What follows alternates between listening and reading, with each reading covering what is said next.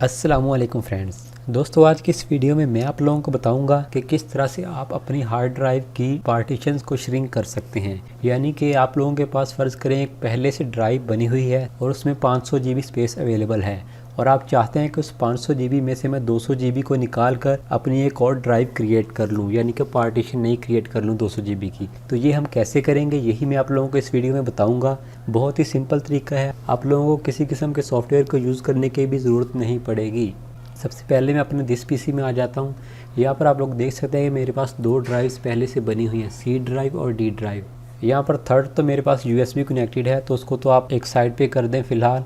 तो यहाँ पर आप लोग देखेंगे मेरे पास सी ड्राइव में 465 GB की स्पेस अवेलेबल है और मैं यहाँ से 200 GB की स्पेस को निकाल कर अपनी एक नई ड्राइव क्रिएट करना चाहता हूँ। तो उसके लिए हमें क्या करना पड़ेगा, सिंपली दिस पीसी के ऊपर राइट क्लिक करें और मैनेज वाले ऑप्शन में आ जाएं।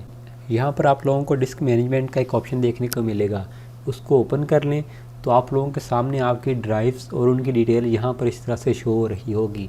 हमारे पास डिस्क 1 और डिस्क 0 दो हार्ड डिस्क लगी हुई हैं। हो सकता है कि आप लोगों के पीसी में एक ही हार्ड ड्राइव लगी हो, तो आप लोगों को सिर्फ डिस्क 0 ही शो हो रही होगी। तो सबसे पहले तो ये वेरीफाई कर लें कि आप लोगों ने अपनी कौन सी हार्ड ड्राइव में से पार्टीशन को श्रिंक करना है। यहाँ पर मैंने आपको बताया है कि मैं सी ड्राइव में से श्रिंक करना चाहता हूँ, तो यहाँ पर मुझे उस ड्राइव का नेम और आगे उस पार्टीशन का जो लेटर है सी, वो भी मुझे शो हो रहा है।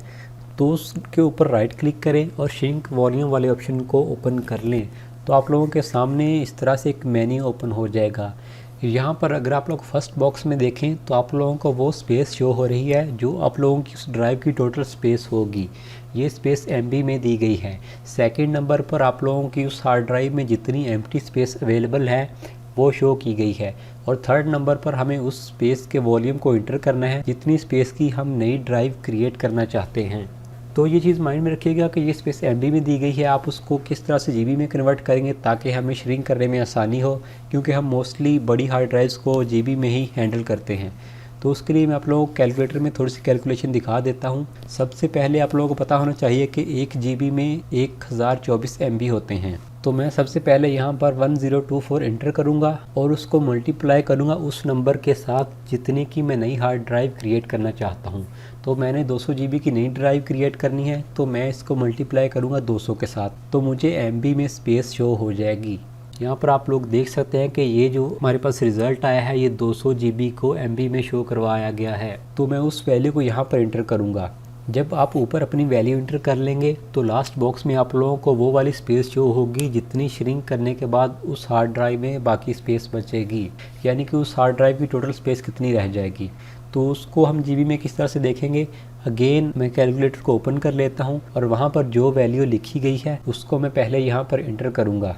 इंटर करने के बाद उस वैल्यू को हम डिवाइड करेंगे 1024 पर, यानी कि 1 GB की जो वैल्यू MB में होती है उसके ऊपर डिवाइड करेंगे, तो 265 पॉइंट समथिंग इतने GB की वो पार्टीशन हमारे पास बच जाएगी। पहले आप लोगों ने देखा था कि 465 GB की थी, तो 200 निकालेंगे तो जाहिर सी बात है 265 GB पीछे बच जाएंगे। तो खैर इस तरह से आप कैलकुलेशन कर सकते हैं, इसको माइंड में रखिएगा, आप लोगों को श्रिंक करने में आसानी होगी। उसके बाद सिंपली नीचे इस श्रिंक वाले ऑप्शन के ऊपर क्लिक कर दें। जैसे ही आप श्रिंक के ऊपर क्लिक करेंगे तो चंद ही सेकंड्स के बाद आप लोगों के सामने यहाँ पर इस तरह से अनएलोकेटेड स्पेस आ जाएगी। यहाँ पर आप लोग देख सकते हैं कि 200 GB की अनएलोकेटेड स्पेस हमारे पास पहले अवेलेबल नहीं थी, लेकिन अब ये क्रिएट हो चुकी है। इसके ऊपर राइट क्लिक करें और न्यू सिंपल वॉल्यूम के ऑप्शन को ओपन कर लें, तो आप लोगों के सामने इस तरह से एक स्टार्टअप ओपन हो जाएगा। सिंपली यहाँ से इसको नेक्स्ट करते जाएं। उसके बाद आप लोगों के सामने जब ये मेन्यू आएगा तो यहाँ पर आप लोग अपनी ड्राइव को लेटर असाइन कर सकते हैं। जिस तरह से हमारे पास सी ड्राइव, डी ड्राइव होती है, तो मैं इसको Z ड्राइव के नाम से बनाना चाहता हूँ, तो मैं इसको Z लेटर असाइन कर दूंगा। लेकिन अगर आप लोग चाहते हैं कि आप कोई भी लेटर इसको साइन ना करें तो आप लोग लास्ट वाले ऑप्शन को यहाँ से सिलेक्ट कर सकते हैं। उसके बाद नेक्स्ट कर दें। इस मेन्यू से आप लोग पहले वाले ऑप्शन में से NTFS को सिलेक्ट करेंगे और थर्ड ऑप्शन में आप लोग अपने वॉल्यूम का नाम रखेंगे, यानी कि जो भी आप चाहते हैं कि आपके उस वॉल्यूम का नाम हो वो यहाँ पर एंटर कर दें। उसके बाद नीचे से सिंपली इसको नेक्स्ट कर दें। यहाँ लास्ट में एक दफ़ा अपनी इन तमाम वैल्यूज़ को अच्छे से चेक कर लीजिएगा कि आप लोगों ने सही वैल्यूज़ इंटर की हैं और सही हार्ड डिस्क को ही श्रिंक कर रहे हैं। उसके बाद यहाँ से इसको फिनिश कर दें। तो चंद ही सेकंड्स के बाद आप लोगों की नई ड्राइव क्रिएट हो जाएगी और आप लोगों को इस तरह से नोटिफिकेशन भी आ जाएगा अगर आप लोग विंडो 10 यूज़ कर रहे हैं तो। मैं आप लोगों को दिस पीसी में जाकर भी दिखा देता हूँ। यहाँ पर आप लोग देख सकते हैं कि पीके डाटा के नाम से और जेड लेटर जो हम लोगों ने साइन किया था, एक नई 200 GB की हार्ड ड्राइव क्रिएट हो चुकी है। और अगर आप लोग सी ड्राइव को भी देखें तो आप लोग देख सकते हैं कि हमारी सी ड्राइव 265 GB की बच चुकी है।